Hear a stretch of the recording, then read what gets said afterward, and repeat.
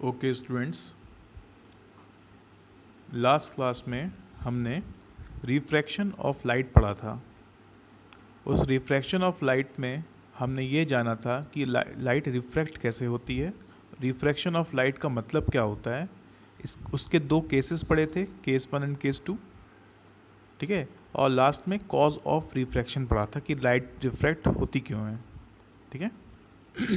उसी टॉपिक को आगे बढ़ाते हुए आज हम example of refraction of light पढ़ेंगे, ठीक है। कि रिफ्रैक्शन ऑफ लाइट की कुछ एग्जाम्पल्स क्या क्या हैं। तो कुछ डायग्राम्स बनाए हैं, उसके हिसाब से हम समझेंगे कि रिफ्रैक्शन ऑफ लाइट क्या होता है। तो लेट्स टेक फर्स्ट एग्जाम्पल। तो first example is the bottom of a tank containing water appears to be raised due to refraction of light. हमने ये कई बार ऑब्जर्व किया होगा कि कभी जब कोई टैंक, वाटर टैंक होता है, उसमें वाटर भरा होता है, ऊपर से देखने पर हमें उसका जो बेस होता है वो थोड़ा सा हमें ऊपर दिखता है, मतलब बेस हमें यहाँ कहीं दिखता है थोड़ा। तो ये जो कॉज होता है वो रिफ्रैक्शन ऑफ लाइट के कारण होता है। इसी को हम समझेंगे। लेट अस सपोज ये हमारा एक टैंक है, इसमें पानी भरा हुआ है और हमें इस पॉइंट को देखना है, और हम जो है ऑब्जर्वर जो है, जो देखने वाला है, वो यहाँ से देख रहा है, ठीक है, ऊपर से देख रहा है पानी को। तो उसको थोड़ा सा ये बेस है ऊपर उठेगा। वो कैसे है देखो। अब देखो लाइट जो है हमें दिखती का ऑब्जेक्ट हमें दिखता कब है, जब उससे लाइट इमिट होकर हमारी आंखों की तरफ आए, तभी हमें वो चीज़ दिखती है। अब लेट अस सपोज हमें ये पॉइंट देखना है, तो यहाँ से लाइट इमिट हो रही होगी। तो लेट अस सपोज ये लाइट इमिट हुई, ये एक और लाइट, दो लाइट इमिट हुई, ठीक है। ये है वाटर का रीज़न, यहाँ पे पूरा पानी भरा हुआ है, वाटर, ठीक है। अब वाटर एक डेंसर मीडियम है, और जब वो लाइट ऊपर निकल जाएगी तो एयर पे आ जाएगी, तो एयर एक रेयर मीडियम होगा। तो हमने जब हमने अभी लास्ट क्लास में हमने पढ़ा था कि भाई, लास्ट क्लास का ये देखो केस 2 पढ़ा था कि जब लाइट रे डेंसर मीडियम से रेयर मीडियम की तरफ आएगी तो band away from the normal हो जाएगी। तो ये बात हमें ध्यान है, उसी को हम आगे बढ़ाते हैं। देखें यहाँ पे, ठीक है, कि जब लाइट रे वाटर से एयर की तरफ, माने डेंसर से रेयर की तरफ जाएगी, तो हमेशा वो नॉर्मल से अवे की तरफ बैंड हो जाएगी। तो ये लाइट रे गई और इसमें यहाँ से इस पॉइंट के बाद वो नॉर्मल से अवे की तरफ चली गई। इधर से भी लाइट गई, नॉर्मल से वो अवे की तरफ चली गई।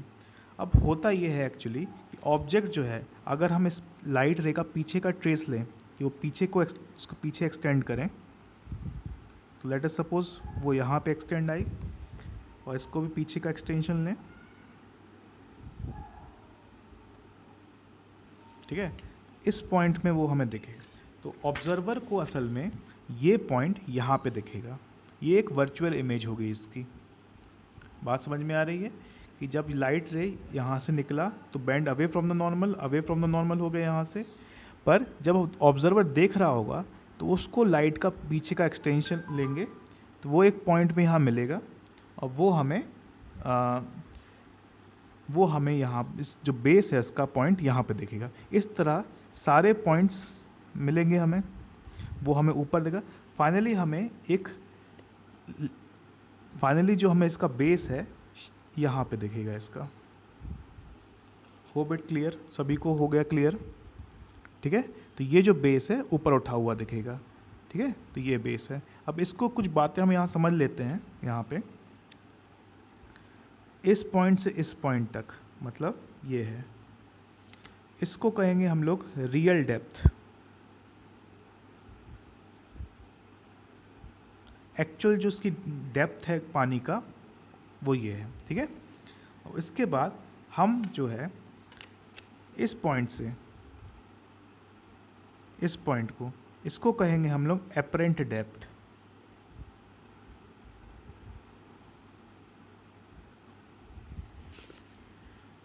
क्लियर है।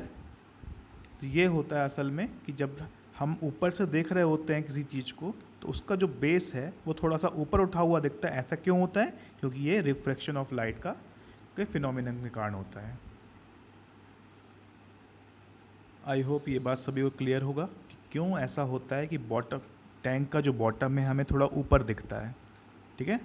तो ये due to refraction of light हमें इसका बॉटम थोड़ा सा ऊपर दिखता है, ठीक है। और वाटर से बेस का जो डेप्थ है वो रियल डेप्थ कहलाएगा, और वाटर से जो अपरेंट माने वर्चुअल डेप्थ है जो कितना उसको यहाँ से यहाँ तक, मतलब इसको हम अपरेंट डेप्थ कहेंगे। इस दो वर्ड्स को हमें याद रखना है, ये हमें इम्पॉर्टेंट है हमारे लिए। ओके, रिफ्रैक्शन ऑफ लाइट का सेकंड एग्जांपल देखते हैं कि हमने बहुत बार ऑब्जर्व किया होगा अपनी लाइफ में कि जब हम किसी पेंसिल या फिर किसी स्टिक को पानी के अंदर इमर्स्ड करते हैं, पहले पढ़ लेते हैं। A pencil partially immersed in water appears to be bend because of refraction of light, ठीक है। ये बात भी हमने कई बार नोटिस किया हुआ है कि जब हम कोई पेंसिल को पानी के अंदर पार्शली डुबा के रखते हैं, ठीक है, इमर्स करके रखते हैं, तो वो हमें बैंड दिखता है। इसके पीछे क्या रीज़न है ये समझते हैं। तो लेट अस सपोज हमने ये पेंसिल, ये वाटर है, पूरा पानी भरा हुआ है, आई होप आप सभी को दिख रहा होगा। ये पेंसिल है जो भी है, एक स्टिक है, हमने इसको पानी के अंदर डुबा के रखा, ठीक है।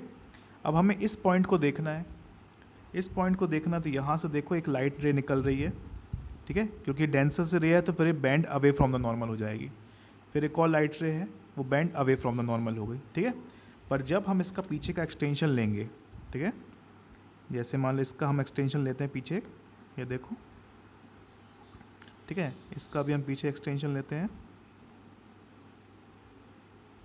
तो हमें ये पॉइंट यहाँ पे दिखेगा। क्लियर है? तो एक्चुअली हमें जो असल में हमारा जो ओरिजिनल डायग्राम असल में हमें जो दिखेगा वो कुछ इस तरीके का दिखेगा कि हमें ये जो स्टिक है वो कुछ ऐसा रहेगा।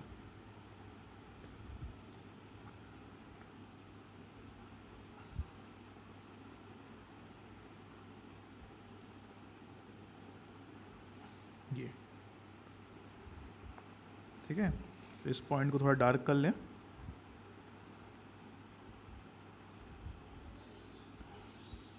तो ओरिजिनली हमें जो स्टिक दिखेगा कुछ पानी के अंदर कुछ इस तरह से दिखेगा, और ऑब्जर्वर जो होगा उसको जो देख रहा होगा वो कहीं यहीं से कहीं से देख रहा होगा। जब वो इस एंगल से देख रहा होगा तो उसको ये स्टिक थोड़ा सा बैंड दिखेगा। ओरिजिनली ये स्टिक ऐसा है, ठीक है। तो ये इसका, तो इस पॉइंट को हम कहेंगे रियल पोजीशन,